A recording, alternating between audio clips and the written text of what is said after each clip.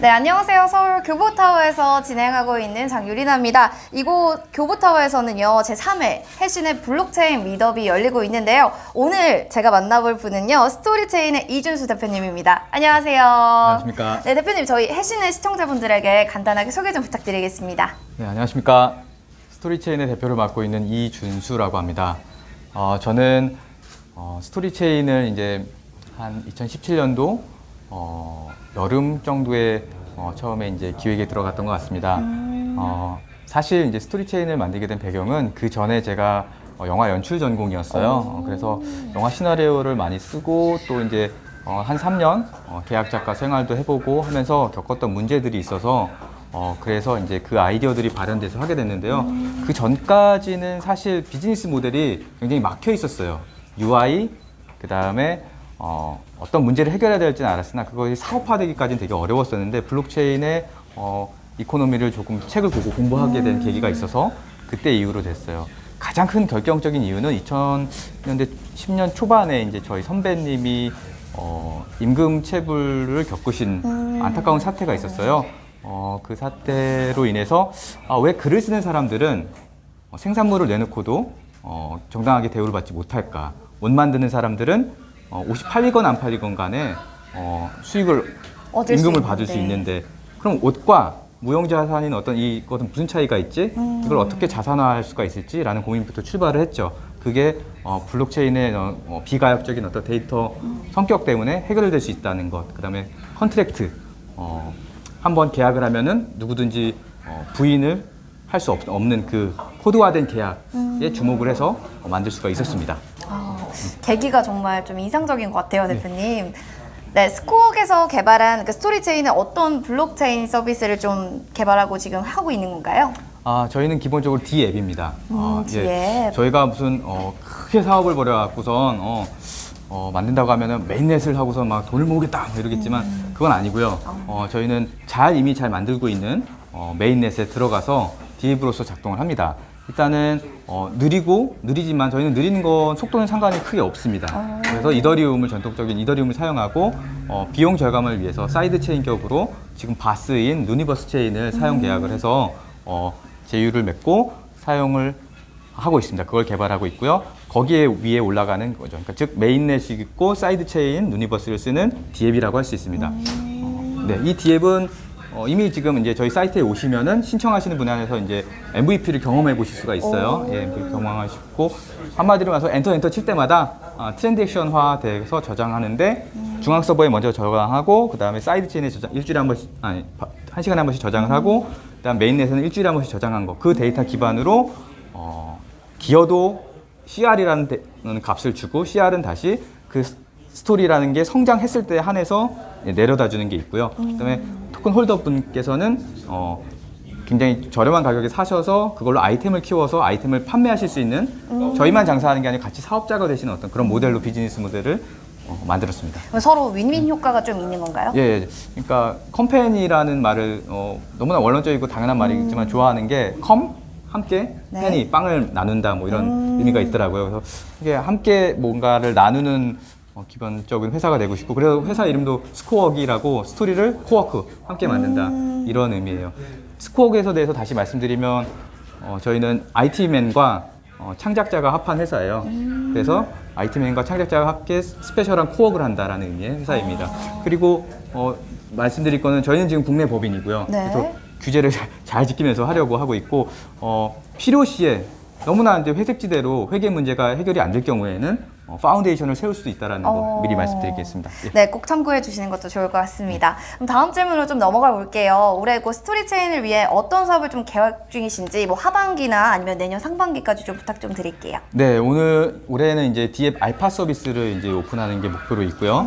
오픈하면서 저희가 파트너십 맺은 파트너와 함께 공모전을 여는 게 있어요. 그리고 메인넷사는 D앱사들이 많이 필요하죠. D앱을 유치하고 같이 밀업을 하고 어떤 계획 사업을 하겠다라는 걸 발표하듯이 저희 같은 D앱 같은 경우는 저희 D앱의 D앱은 사실 누구냐면 작가인 거예요. 그래서 작가분들을 모집해서 작가분들이 어떤 프로젝트를 하겠다고 투자자분들 앞에서 발표하는 시간을 가지려고 합니다. 그래서 저기에다가 내가 스테이킹하면은 수익을 얻을 수 있고 저게 영화화되면 내가 수익을 얻을 수 있겠구나라는 것입니다. 왜 그러면 스토리에 집중하냐? 내러티브 스토리라는 것은 블로그글, SSN글 이런 거와 다릅니다. 다르군요. 다르게 뭐가 있냐면 변곡점이 있습니다. 뭐냐면 포스팅이 게시물이 웹소설이 되고 웹소설이 웹툰하고 웹툰이 다시 드라마 대본이 되고 드라마 대본이 영화화 되고 이런 그게 변곡점이 있는데 이 변곡점마다 거래 계약이 일어나는데 거래 계약마다 가격이 상승해요. 요거를 같이 나누자라고 해요. 그래서 특이하게 이 스토리라는 포맷을 저희가 다루고 있는 거고요. 스토리는 다음에 연재라는 개념이 있기 때문에 재방문할 이유가 있고 그 말은 CPC 단가가 광고 노출했을 때 CPC 단가가 있다라는 것입니다. 주로 저희는 컨텐츠를 파는 거는 이미 잘하는 분들에게 하려고 합니다. 저희가 혼자 컨텐츠 파는 게 아니라 저희는 컨텐츠를 잘 실어 나갈 수 있는 기술을 제공하려고 그렇게 초반에는 잡았습니다. 예. 네, 기술을 제공하려고 또 노력을 하신다고 하니까요. 마지막 또 질문을 넘어가 봐야겠습니다. 우리나라가 좀 세계 블록체인 시장의 리더로 좀 나아가기 위해서 어떤 방향성을 가져야 할지 혹시 대표님만의 생각이 좀 있으신가요? 예. 다른 게 아니라 사실은 메인넷 많은 프로젝트들이 메인넷이 더 많아요. 전문가분들께서는 팻 프로토콜이라고 해요. 이전까지는 프로토콜은 작고 그 위에 올라가는 애플리케이션들이 많았다라고 하고 지금 블록체인 세계에서는 팻 프로토콜이 더 많고 디앱은 적다라고 하는데 사실은 그 말에 어느 정도 동의도 합니다. 동의도 하지만 역시 실제 생활에 쓰이는 디앱들이 많아야 되고 그다음에 실제 생활에 쓰이는 디앱들보다 디앱은 기존에 불편했었던 거라든가 신뢰 확인하는 데 있어서 비용이 많이 드는 영역을 해결해 주어야 한다고 생각합니다. 신뢰 비용을 줄여줄 수 있다라는 건 스토리 분야에서는 어떤 거냐 하면은 내가 인도네시아에 있는 프로덕션사와 계약을 하려고 해요. 네. 그냥 이메일로 보내주면요 아이디어 도용에 처하게 됩니다. 스토리라는 프로덕트는 굉장히 신기하게 판매할 욕구가 많지만 내놓는 즉시 아이디어 도용 문제가 생겨요. 그쵸. 이때 어떻게 비대면으로 먼 거리에 있는 사람과 신뢰 확인을 하면서 계약을 할 것인가 그 문제를 해결해 주려고 해요. 이런 식으로 신뢰 비용을 줄일 수 있는 문제를 찾아내는 디앱들이 많이 필요하다고 봅니다. 저는 뭐 스토리 분야밖에 몰라서 이쪽을 했지만 네. 다른 분들도 그런 부분을 찾아갖고 해결되는 디앱들이 더욱 많이 나와야 되는데 이때 디앱들이 처음에 시작할 때 사업비어라든가 이런 것들을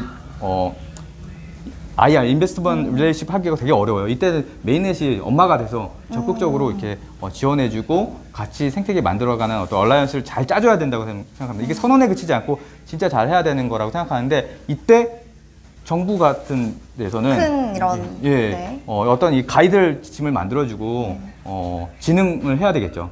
저는 그걸 많이 기대를 하고 있는데 좀 더 잘 됐으면 좋겠다는 생각이 듭니다. 예. 네. 신뢰 비용을 좀 줄일 수 있는 방법, 정부가 좀 나서서 대처해야 되지 않을까라는 또 대표님의 말씀을 좀 이야기 들어봤고요. 다음에 또 좋은 기회가 있으면 또 다시 한번 인터뷰를. 마지막입니다. 네. One more thing. 네, one more thing. 네, 들어보겠습니다. 스토리체인을 간단히 설명드리겠습니다. 네. 그림이 있는데요. 네. 여러분 기트허브 잘 아시죠? 네. 기트허브는 코딩 팜이라고 할 수 있어요. 코딩 농장이죠. 네, 클로즈업 좀 해주실게요. 네. 네. 네네. 코딩 농장. 배는 좀 힘주겠습니다. 네.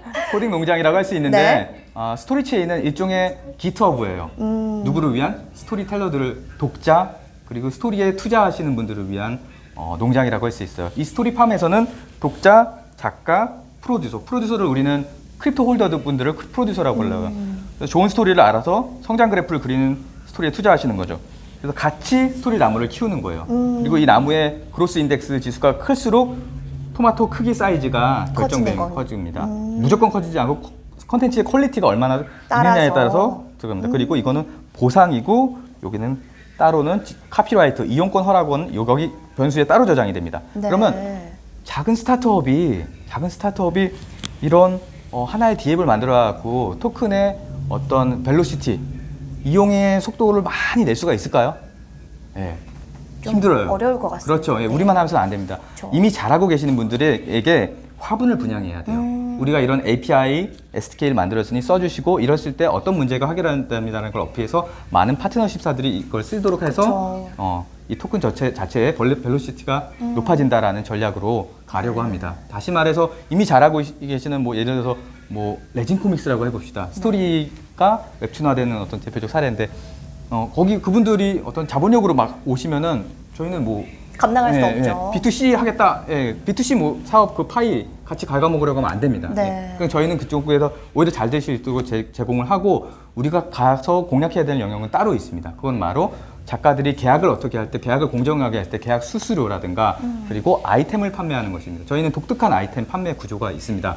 그래서 스토리 자체를 파는 게 아니라 스토리 안에서 소비할 아이템을 토리로서, 저희 토큰 인명이 토리입니다. 토리를 사게끔 하는 그런 방식으로 비즈니스 모델이 설계되어 있습니다. 네, 이렇게 오늘 스토리체인 회사의 대표님을 통해서 또 스토리체인을 더 깊게 알아갈 수 있는 시간이었던 것 같습니다. 오늘 함께 해주셔서 너무 감사합니다. 고맙습니다. 감사합니다.